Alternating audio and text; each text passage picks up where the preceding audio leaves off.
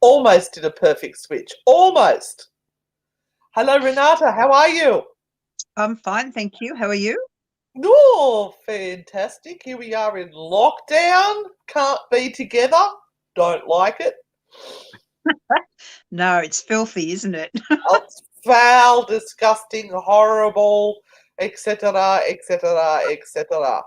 Oh, I don't have my cards. Let me go grab my cards. Talk, Renata, talk.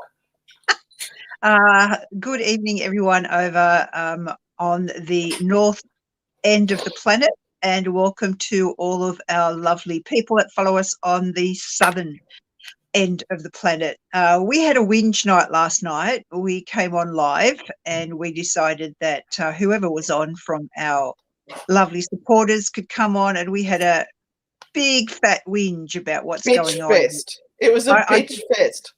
I think it made us all feel a lot better. It But did. isolation is a pretty awful thing, and you think here in Australia we'd be pretty used to being a bit isolated because of the distances between everything. But no, social circles and social spheres are really, really important. So, we are in our first week of lockdown here locally where we live, because the Delta strain is going a little bit wacky-do. And probably this will not be the only week that we are in lockdown. I have this strange feeling in my waters that we may just get an extension, but I guess we'll see. We'll see. You must be psychic or something, Renata. That's I all know. I can say.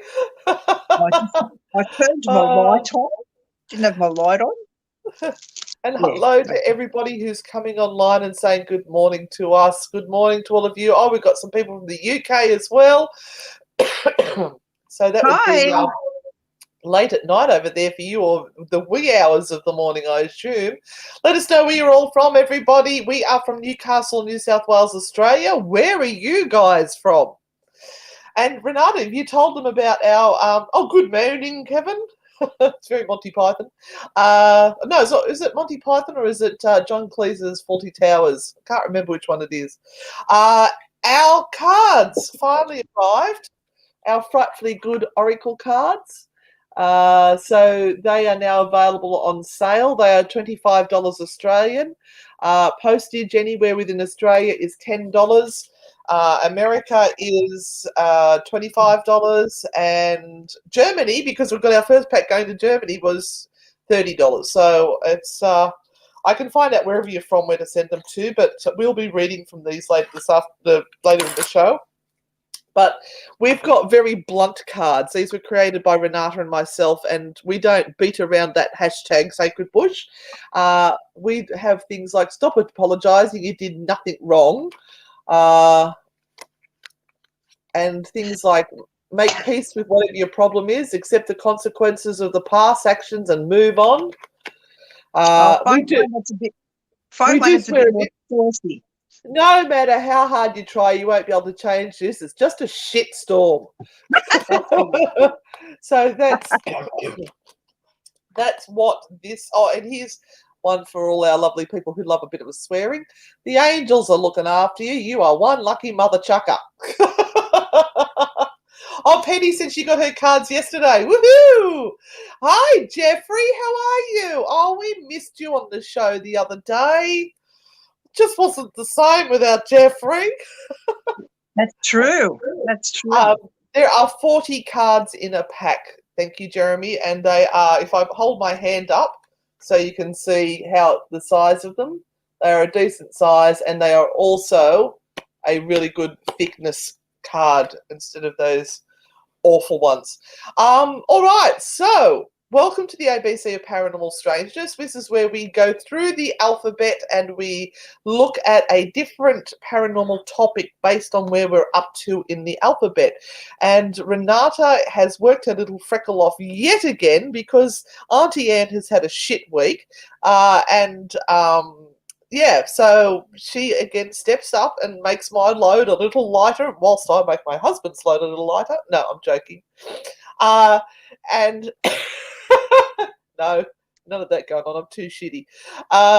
And yeah, I've lost track of what I'm saying. Doesn't take much. Where are we up to? So, today, the letter M. So what we'll do is we'll present our ABC of Paranormal first, and then we will get on to our readings at the end of the show. So, Renata, what is the letter M all about? The letter M is for mesmerism. So we will mesmerize you with our presentation today. Are you ready?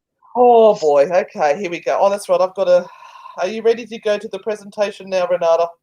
I am. Okay, Yep. well, I'm not. Just hang on. I need to get up into there, and I need to go full screen. There. Oh, this is a fabulous topic, guys. You will love this one. It's a little bit naughty, but a little bit nice. Just like us. Yeah. All right, so we're presenting the ABC of Paranormal Strangeness with Anne and myself, and we are up to the letter M, and we are going to talk about mesmerism. Now, it's always really hard to find a topic in some of these letters, and so it was for M. I searched around for a little while, thinking what is going to be interesting to present to you guys. And you know, to be completely honest, it's got to be interesting to me, because otherwise I'm just not going to do it. Which is fair enough. Which is fair enough. So I have chosen mesmerism because I actually did this topic for one of the Paracon conferences that we did many years ago, and I tickled the edges of mesmerism, and I found it quite interesting how it fitted into the whole timeline of paranormal and supernatural investigations. And so I thought I'll just have a crack at it again as a presentation. So let's see. I hope it's not too boring. So if you'd like to go to the next slide, please.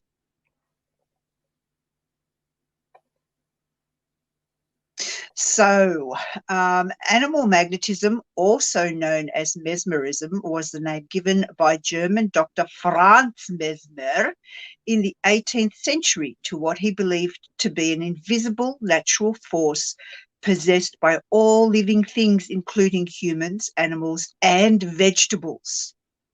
He believed that the force could have physical effects, including healing, and he tried persistently but without success to achieve scientific recognition for his ideas. Oh, yeah, he was poo-pooed very, very much, and driven out of particular societies where he was living when things just became a little bit too touchy, let's say. Touchy-feely, maybe we might say touchy-feely. Yes, we've got to be very careful what we say.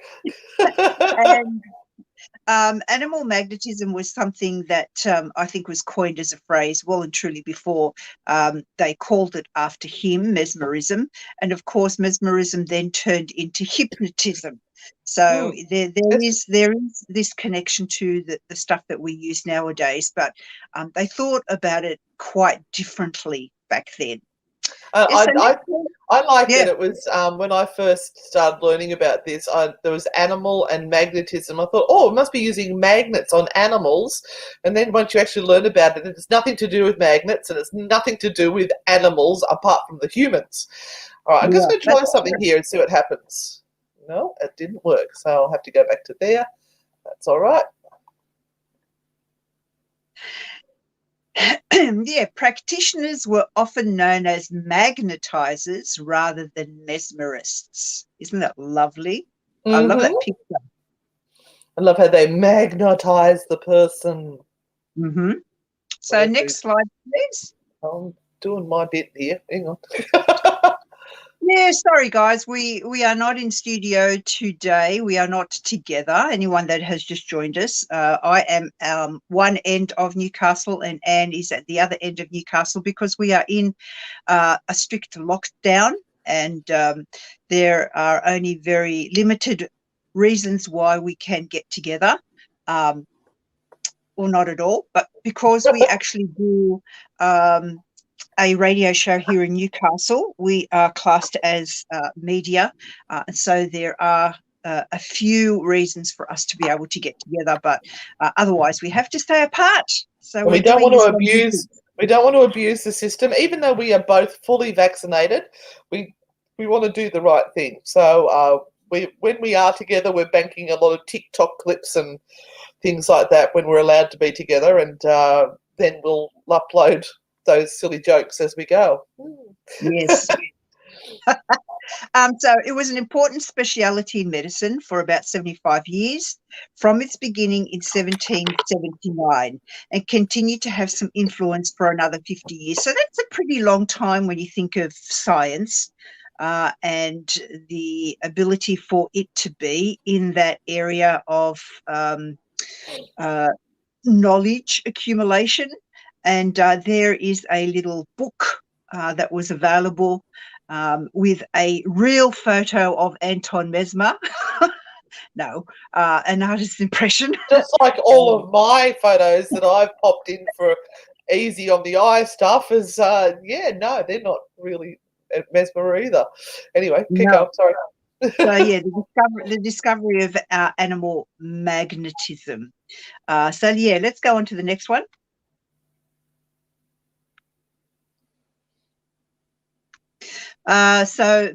Mesmerism is still practiced as a form of alternative medicine in some countries.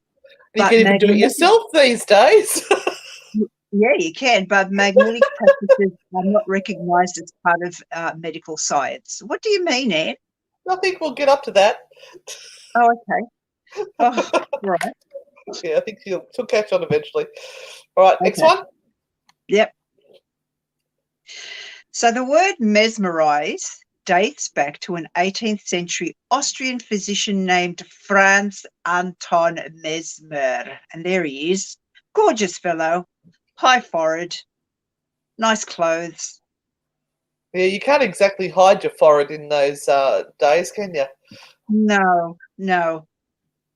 Creepy ass. That's all I want to say. Mesmer was born in 1734 in Ismaning, Germany, to a forest warden and a locksmith's daughter. I don't know why that's important to say, but, there you go. After a childhood studying in a monastery and Jesuit schools, oh God, he enrolled at the University of Vienna, where he studied law and then medicine, graduating with honours. So he actually does. He does have an impressive amount of training.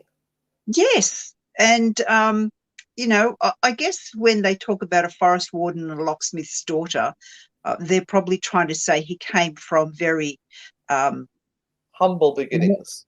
Humble beginnings, yes, meager stock. Okay, so you ready for the next one? He encountered a Jesuit astronomer, Maximilian Hell. Yes, that was his real name. Hill. And his treatment of patients using magnets to produce artificial tides in the body. Oh.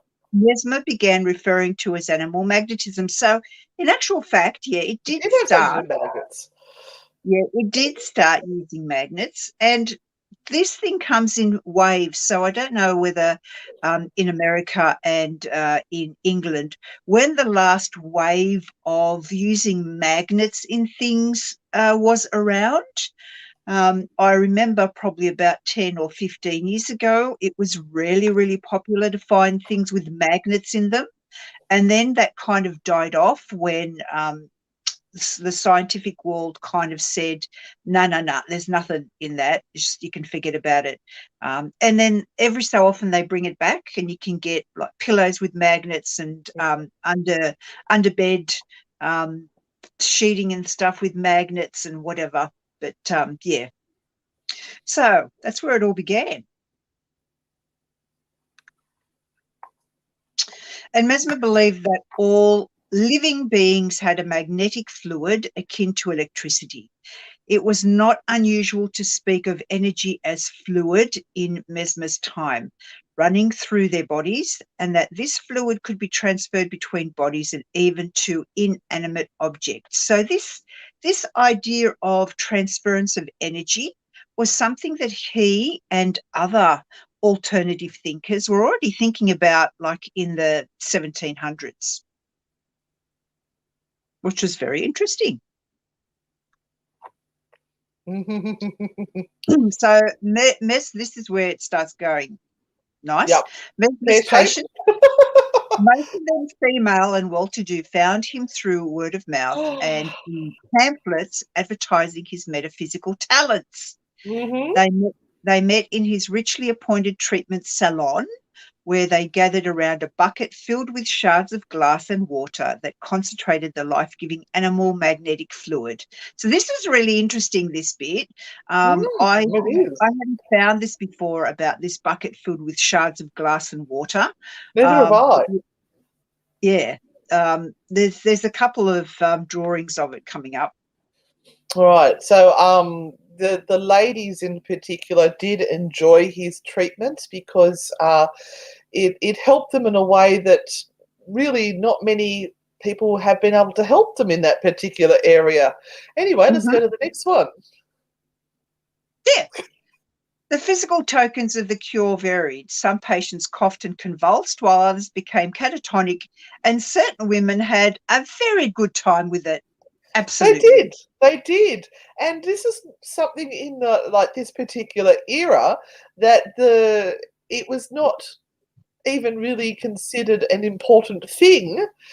So there were a lot of very sexually frustrated women who were all pent up and just couldn't work out why. So when this person released that magnetic fluid for them to flow around their body, they all went, "Oh my God, we've not experienced that before. That is amazing. I feel so much better." So no wonder he started to do well in life. Absolutely. And no wonder they kept flogging in, flowing in. No, he was flogging, they flopped. Flowing in to have these treatments. There was another side effect to all of this, but we'll get to that in a minute with regard to women, which men weren't too happy about. But yeah, we'll get to that in a minute. So Mesmer began working with patients by using magnets, but he eventually abandoned them after deciding that an individual, particularly strong magnetism, could achieve the same effect by laying hands on or passing his hands over a patient's body.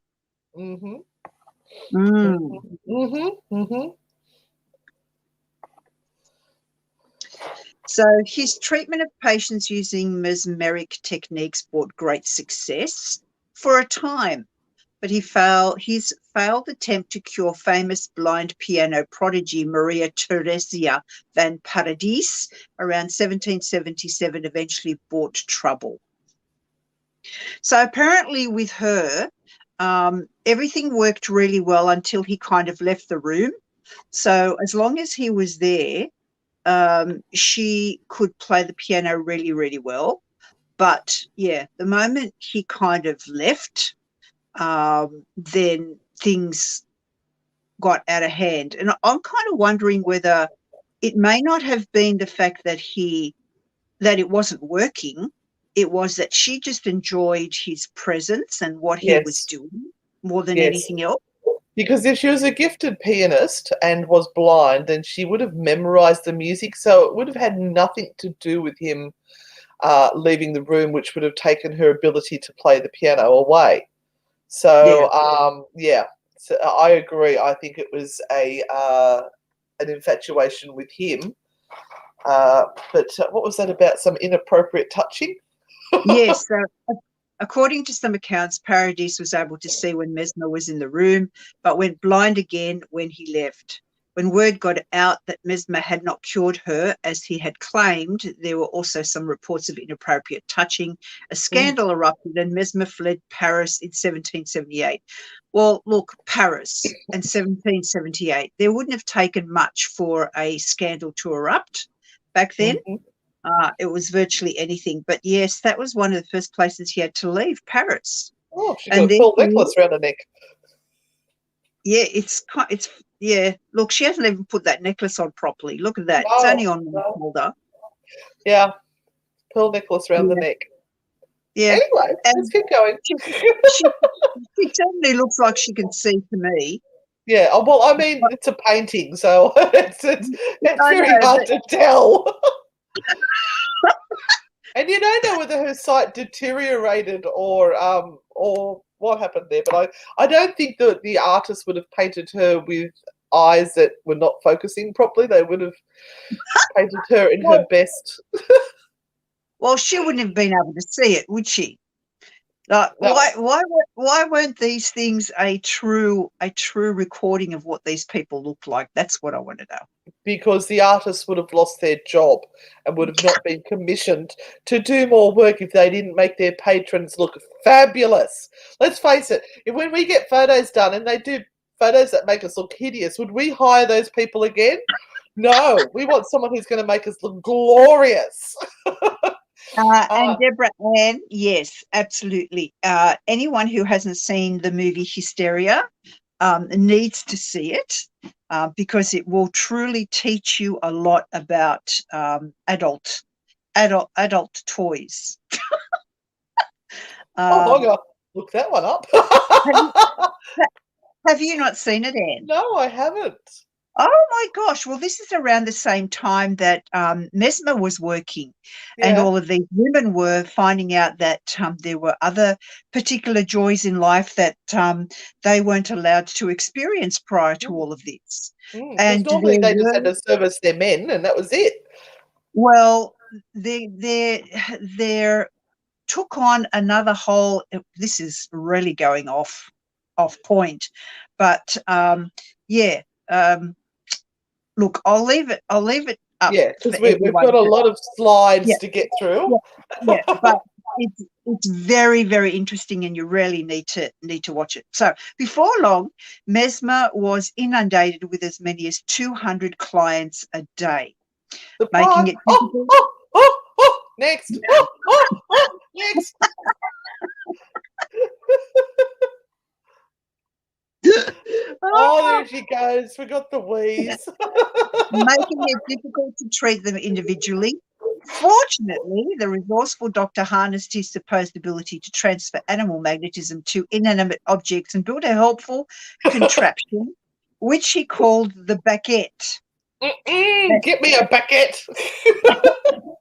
And so you can see that there. So this was a bigger version of the bucket with the glass shards and water in it. Yeah. And as you can see, it had like this metal rod, and then everyone kind of placed their hands on this particular metal rod and had an exciting time. And I would have loved to be a fly on the wall and seen this. This would have been absolutely a cracker to watch. You want to have a go. I know you want to have a go. Can we create one of these and give it a go and see if it works? What? No. No. All in the name of science. Stop it. I'm sure. So in the middle of the room is placed a vessel of about 1.5 feet high, which is called a baguette. It is so large that 20 people can easily sit around it. Near the edge of the lid, which covers it, there are holes pierced corresponding to the number of persons who are to surround it. Into these holes are introduced iron rods bent at right angles outwards and of different heights so as to answer to the part of the body to which they are to be applied. Holy Christ. Go back. Let's have a look. I know. I need to have a look at that again. Okay, so have a look at the picture on the right-hand side. Yeah, you've got this tub, and I'm not sure what is in it. Like we mentioned before, the other one said shards of glass and water, and then you've got these iron rods at a right angle at different points or different heights. Now, I'm assuming that the iron rod has to touch the body. Where it needs relief. Oh my God, where it needs relief. Yeah. Okay. All right. All right, can I go now? There we go. Yeah. Okay. Keep going. That's a really good picture that you see the next one. Oh, look at that. Oh.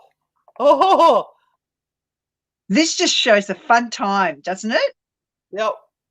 Yep. So he's connected with it all, and they're all connected by that thing going from each person. Yeah, So really, okay. And there's somebody playing a piano in the background, as you do. as you do, of course. Yeah, it's quite interesting that he is actually, he is, as you said, connected to everyone, and everyone else is connected to everyone. Mm. So, yeah, it's quite interesting. It'd be called mass hysteria, wouldn't it? Yes. I like the third person on the left-hand side here. I'm not sure where he's got that particular rod, but There's yeah. one hand missing.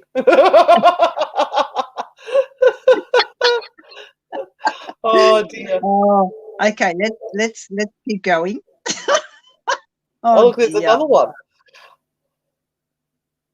Oh, I like how they say the afflicted. The afflicted sat around in a circle, yeah. hold on. I'm catching up with my slides. Sorry.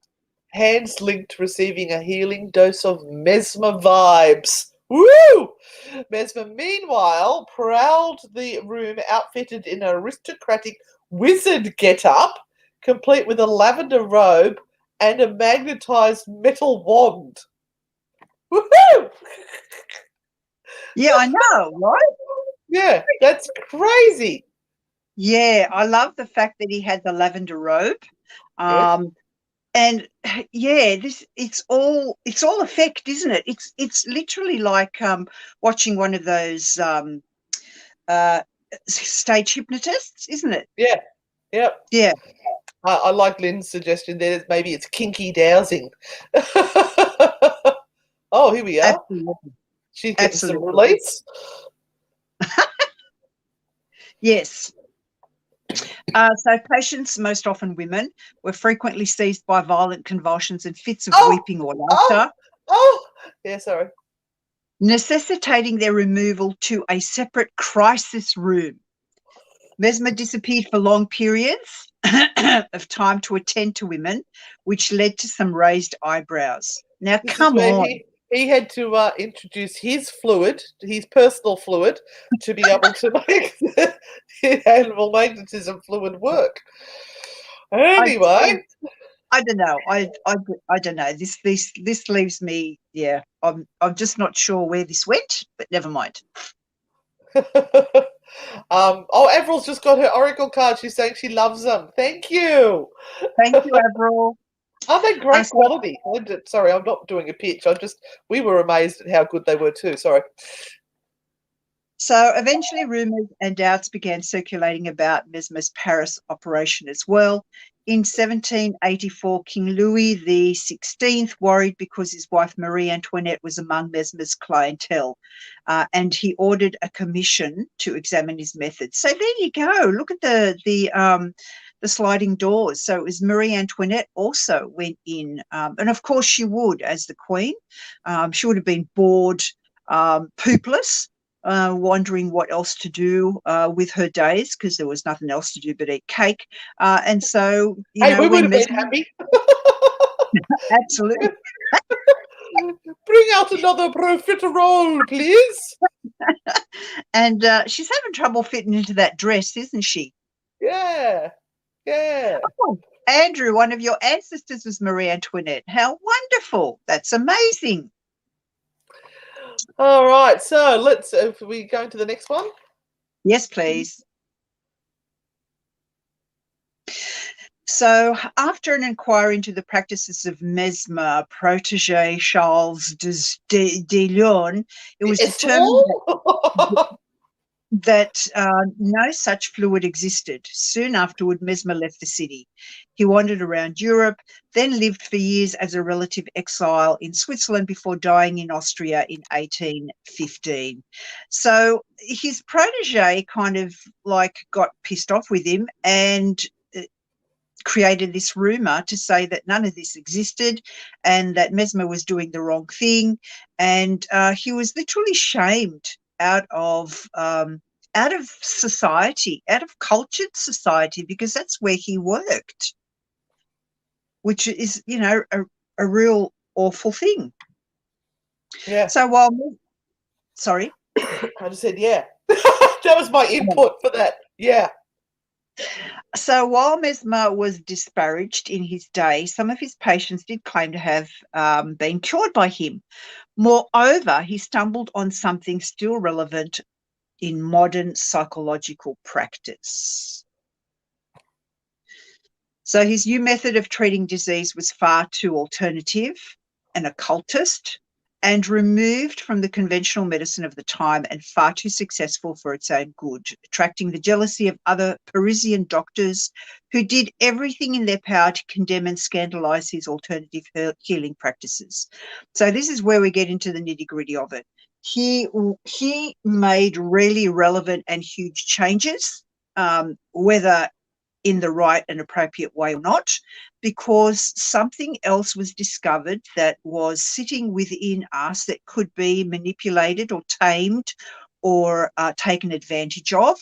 And the doctors of the time, and if we think back to the 1700s, it was pretty rough going. They hated it. They absolutely hated it, because it was like he was saying, well, really, don't need you. We can do these things without the need of cutting people open or giving them medicines or anything. We can use the power of our mind. And it still goes on today. Yeah. We have the ability to make ourselves healthy. I'm not saying in every single case on this earth, but some people would rather die than eat well. Some people would rather die than exercise. Some people are happy to take an extra pill, which has side effects, rather than do what they need to do to be well. And the ability to hypnotize people to give them the best chance to fight those inner thoughts would have been poo-hooed on it. And the pill industry would lose a hell of a lot of money if we took our own responsibility for our health.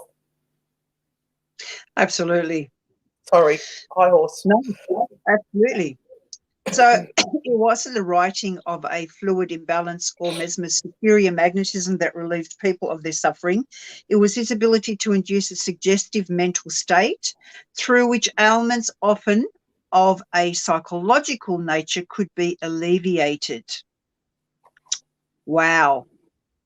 So this technique, stripped them of the mysticism and pageantry, remains the basis of hypnosis, which, while still controversial, has become recognized as a valid therapeutic technique. And so this is where we take a little bit of a different slant, and we go to mesmerism, impropriety, and power over women's bodies. And this is where I run out of my pictures that I've popped in, because I just ran out of time getting my dad's dog to the vet this morning. Okay. So mesmerism had promised, according to accounts of popular demonstrations and parlour seances of the 1830s through the 1850s. Mesmerism had promised, according to accounts of popular demonstrations and parlour seances of the 1830s through to the 1850s. A subject in mesmeric sleep was immune to external stimuli. She, and it was often a girl or woman, couldn't feel the pain of needles pricking her skin, smell pungent salts held under her nose, or taste vinegar poured into her mouth, or hear someone scream in her ear. So this is where it becomes very, very relevant to, I guess, the study of the paranormal and how it could be used, and how this also started to affect the status of women, because we continue hearing all the way through this that it is really the women that are drawn into this. And again, when we think of women in that society, they were to be quiet and stay looking pretty and have nothing to do with anything other than sex and children. And here you are starting to make women important, letting them know that they have feelings that can be examined and talked about and have relevant value and have value. and have value. Yep. And what was starting to become very apparent during all of this was that women were far easier to put into a trance than men ever were. And what was also discovered during Mesmer's work was that women were starting to connect with something that was beyond themselves. Yep. Don't So empower the women. Yep. Advocates insisted surgeons could use mesmerism as an anesthetic, an appreciable innovation in the years before ether. So that was one of the important things that they kind of went, okay, we can do that. But if mesmerism could entertain, anesthetize, and control, its promise was inextricable from its danger. Mesmerism transferred power over female bodies from protective male relatives to operators, threatening early 19th century gendered constructs of virtue and honour. Oh, God forbid we do that. So what we're getting at here is two things. Number one, as we mentioned, it was about giving women power and control in an element where you had society ruled by men, but it was also taking away the power from the husbands of these women and giving that control to someone else. So many of the patients were women believed at the time to suffer disproportionately from nervous dispositions. And remember, we talk a lot when we do Maitland Jail about the women that were put into asylums for weird-ass things like reading a book. Or disagreeing with their husband. Disagreeing with their husbands, yeah. They could be put into an asylum. So this is an interesting position. As a woman, would you risk doing this? Would you risk coming out and being talking to spirits or connecting in a trance with someone else or all of this sort of stuff when there was a likelihood that you could actually be put away by your husband in an insane asylum for it? But somebody had to step up and start doing it. And maybe there were a couple of good men out there who supported their women and believed in them. Wow. Yeah. So they reacted strongly to Mesmer's actions, some of them convulsing or falling unconscious. Mesmer appeared to have some control over their behaviour, a possibility that both titillated and horrified. Don't you love that word? I love titillated. It's up there with discombobulated with me. The risque aspect of the act, a man touching a woman who was not his wife or family in the full view of others, appeared to be part of its attraction. So it was a allowable sex show. Yeah, I was just thinking, going to Amsterdam, you can watch that shit with snakes and donkeys and all sorts of things, apparently. Like, Okay. yeah, I remember walking down the streets in Amsterdam. Oh, do you want to come and watch someone have sex with a snake? No, thank you. No. No. So this anxiety over mesmerism's questionable propriety played out in American newspapers. An 1839 article dismissed the practice, explaining,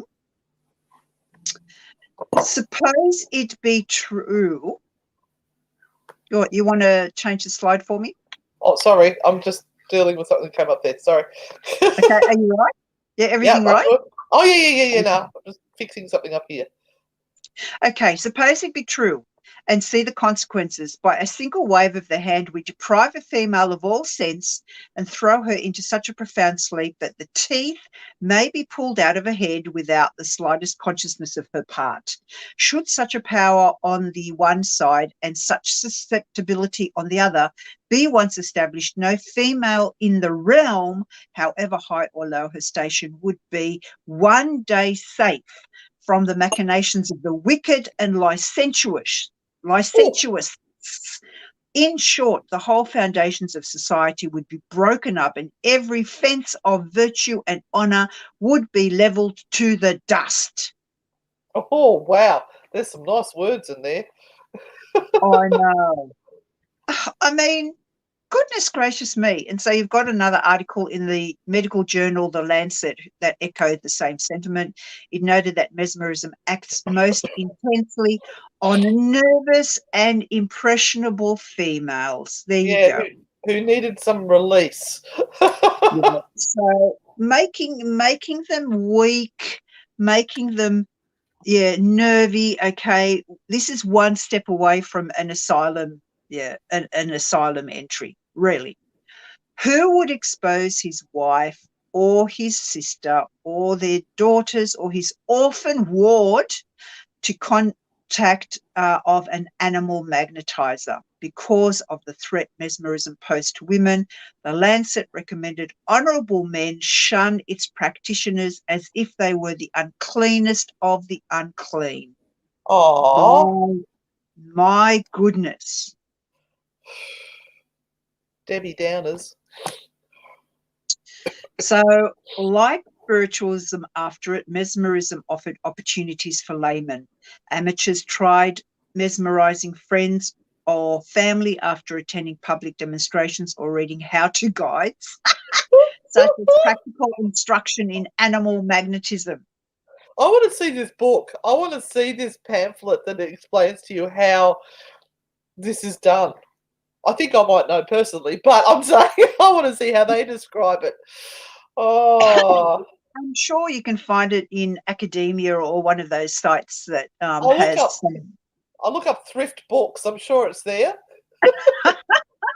Yeah, it would be interesting, isn't it? What's the date? At 1879. Wow. Yeah. Yeah. So in a pamphlet published in 1845, Confessions of a Magnetizer.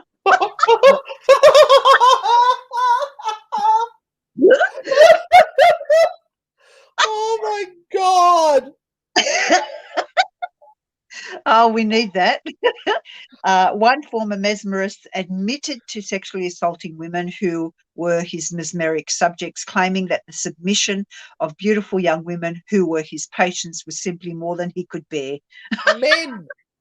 Men. Honest to God. Oh, and then all those beautiful women who felt that they had some sort of release all of a sudden feel dirty and horrible, which they shouldn't. It was something that gave them what they needed at the time, but it was the fact that this person's done it the wrong way. Did they? Did they? Did they honestly think that this, because they weren't big on female anatomy and knowing what works and what doesn't, were they seriously thinking this was some sort of medicinal thing that could help people, because there was men involved too, or did they knowingly sexually assault these women who at the time were giving permission? Well, I mean, you know, when you've got the how to do books coming out, how to do, you know, that's like us scrolling through Google and, you know, becoming specialists in certain things that we shouldn't be specialists in because we've just read a pamphlet or. Yeah, I've got my Centre of Excellence diploma. I am now a doctor. Absolutely. Not that I'm knocking Centre of Excellence, they do a great job. People take it and use it incorrectly, the qualification. Yeah. Anyway, sorry, let's get on to the next one. We're nearly there. In keeping with the American spirit of democracy, mesmeric powers were not restricted to the learned or well-to-do. To practice this healing art, no formal education was required. So there you go. One of America's most prolific trance lecturers and later spiritualists was Andrew Jackson Davis, a young apprentice with little formal education. And while women were most often the subjects of mesmeric demonstrations, some women found that the trance state granted them voice and authority in the public sphere. So there were some women that were a bit cluey and could work out that, well, most women, let me say most women were a bit cluey, but those that were given the platform to be able to go and be part of these mesmeric demonstrations found that they could be given a voice. And this was one of the very first times that this happened during this whole time, and it's actually really interesting to see what allowed women to become emancipated, and to know that mesmerism was a part of what happened is actually quite extraordinary, because they were at once put in a very vulnerable state, but that vulnerability offered them the opportunity to have a voice. So I'm just reading what Danielle put there. It's like someone discovering that basil feels amazing on the skin when applied as a poultice, but then not fully understand the implications of applying it till later. Yeah. I think the last slide says it all. This was just the beginning. Sorry. Sorry. This was just the beginning and one of the catalysts that allowed women to finally have a voice.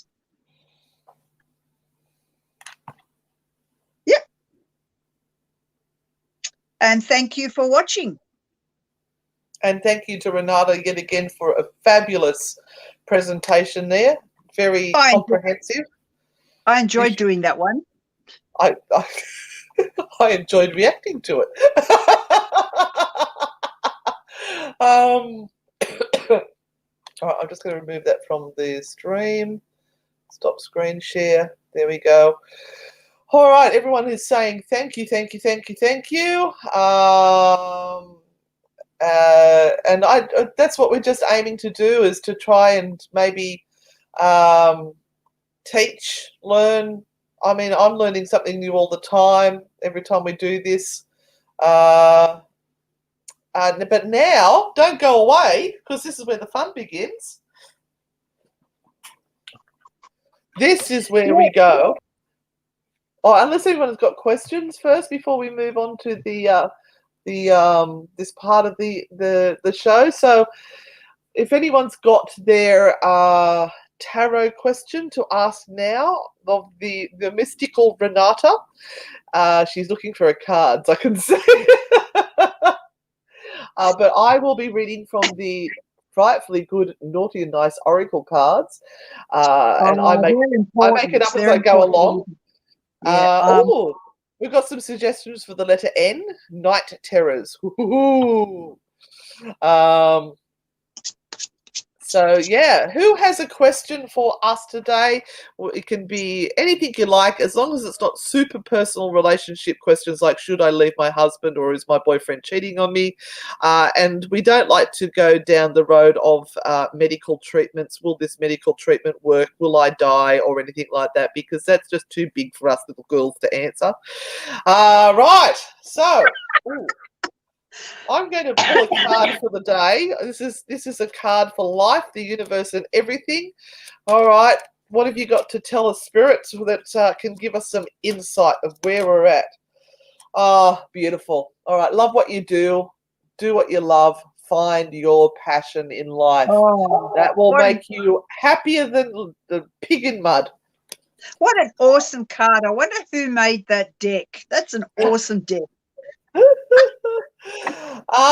Amy is asking, can she have a reading for her 13-year-old? Oh, okay. Is there anything in particular about your 13-year-old that you're worried about or concerned about, or what is it about your 13-year-old? Are you wanting to know their future, or things that are around them at the moment? Amy, give us a little bit more insight. And We like specific questions if you can. Thank you, Lynn. Would you like to pull a card for the day, Renata? yes, What's the universe, the spiritual world got to give us all? actually very much the same as what you just said. So the Knight of Cups goes out looking for the things that he is extremely passionate about. He follows what he believes is his path, irrespective of what comes his way. So he's very, very determined. He only looks forward and will not be swayed by anything else. And as you see the little angel up there in the corner, it's like his passion and his desires are noted by the universe, and his spirit guides take care of him along his way. So this is very much about being the true you too, and allowing yourself to really connect with what is sitting inside of you and sings in your soul. And yeah, the sign of the day is pursue your love, pursue that passion. Don't let it die inside of you, because literally a little part of you actually does die. All right, Danielle would like a card, one of our regulars and one of our supporters. Thank you, Danielle. May I have a card for the week ahead, please? P.S. Renata, everyone love their poppets, including Mac the cat. Oh, awesome. Thank you. I think this about says it all for everyone. Strength and just being gracious and bearing the tough times that we have with grace and resilience and empowerment, or as much empowerment as we have. So there are people who can whinge and fight and carry on at every breath, and there are those that will just persevere through, take a deep breath and move forward in spite of every bit of shit that they're facing. And so do it with grace and dignity. And Danielle, the naughty and nice cards are saying, put yourself first for a change. So I think you tend to worry about everybody else and put their needs ahead of your own. So sometimes you've got to put yourself first so you can be the best you can be to help others. All right, we've got Kate. Everyone's getting the hang of it now. The questions are coming in. We've got about 8 minutes left. May I please have a general card on my working direction? Okay, the Page of Cups, and I would say that there is a new influence that needs to be instilled, Kate, in your life. So if you're finding that you're losing your passion for what you are doing, and that seems to be the theme for the day or for the evening, then you should stick with what gives you joy. A Marie Kondo quote, and you may need to look at it from a different perspective or look elsewhere to connect with that. If you're feeling really frazzled or feeling as though you're doing all of this stuff but it absolutely means nothing to anyone else anymore, then look at changing where you are and what you are doing, or for whom you are doing it with or for, so that you are again feeling as though it has meaning. All right, and the card for you from me is the angels are looking after you. You are one lucky mother chucker. So whatever you choose to do, you'll be supported and watched over.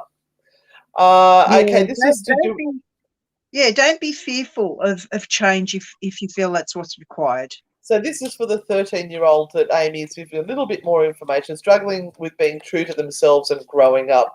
It's hard. The age 13 is just such a hard age. All right, card.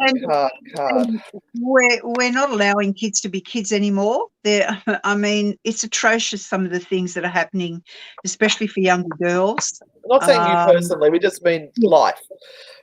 And boys as well, and what they're supposed to be interested in or focusing on, other than just being happy kids and exploring. It's so unfair what we're doing to kids. And this is a really interesting card for a 13-year-old, the 8 of Coins. The 8 of Coins. Really focus in for him or her about what is their true love, what they really want, and ask them those deep questions. What makes you happy? What fascinates you right now? What do you want to know more about? And let's go out there and let's find it. Let's search for some really interesting things to do. So he or she may benefit actually from interaction and just going, we need to explore things together rather than maybe allowing your 13-year-old to try and work that out for themselves, or working it out with regard to the peer pressure that they have around them at the moment, because the crowd they may be in, the school they may be at, may not be their tribe, their emotional connection, and so they're feeling really, really alone at this point in time. And my card's really interesting because it's saying it's time to get a little crazy because being sensible isn't going to cut it. And I'm Yeah, taking that they are trying to be adult too soon. They yeah. need to still play and be childlike whilst they still can and not worry about who they are in the future or anything like that. It's time to still have fun before you take on adulthood any quicker than I you need agree. to. I agree. I Um, agree. all right. Deborah Ann wants to know what deck you are using. Me, this is the Golden Tarot. So it's the Golden Tarot. Beautiful. I've been using this for years and years. So very similar to very, very, very similar to the Rider-Waite, but this has all been sort of constructed from old pictures. All right. Come on, Renata. Let's see if we can crack out 2 quick ones. I'd love a card on projects I'm going for at the moment. Okay, very quickly. Temperance, go slowly. Go slowly, be very, very succinct with what you do. Sometimes with these projects, we need to actually take our emotional side out of it. So think with your head and not your heart on some of the aspects of what you're doing.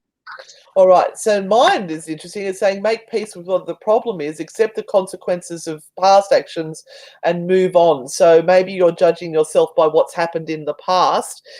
Just let it go. Just whatever's holding you back, let it go. It's happened. You can't change it, but you can learn from whatever went wrong last time. And where was the other one that I saw? Joe. Why is a certain person making my life difficult? Is distance the answer? Look, you may be, no, I don't think it is, Joe. I think they have their own personal problems in relationships and within their familial structure, so family stuff. I think you're taking a little bit personally that it could be something about you and the relationship when it's actually more to do with their side of stuff and the people that they have around them. Yeah.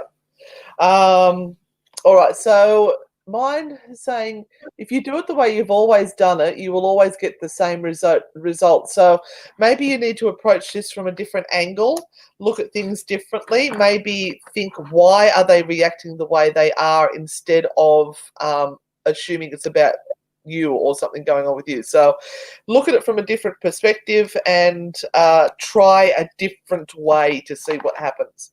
All right, well, that brings us to the end of our show. I hope you've enjoyed today. I hope some of those responses with the cards have helped with your questions.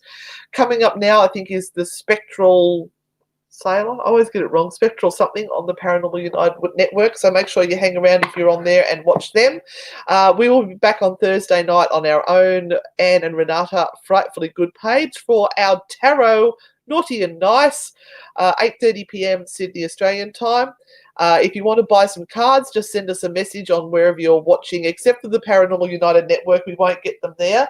You've got to go to the Anne and Renata pages to be able to get that to us. So I hope you've enjoyed the show. And Renata? See you on the dark side. God, you got it. Woohoo! Bye.